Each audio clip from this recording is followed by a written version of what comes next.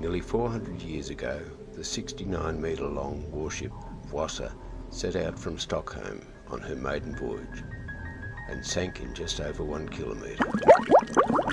After some initial salvage attempts, she was largely forgotten for over 3 centuries and lay protected by over 30 metres of cold water, until relocated by amateur archaeologist Anders Fransen in 1956.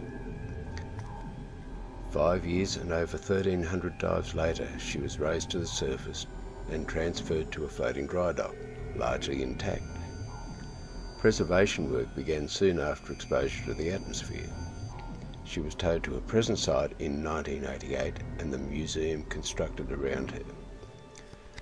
There is still conjecture about the sinking, but most agree the ship was top-heavy and too narrow.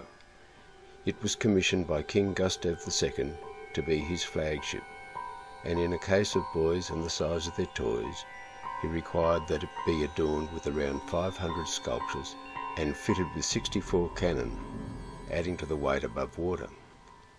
To accommodate 2 rows each side, the lower gun ports were dangerously close to the water level, and at the time of its sinking, all gun ports had been opened to display its firepower. A small list would have allowed it to take water.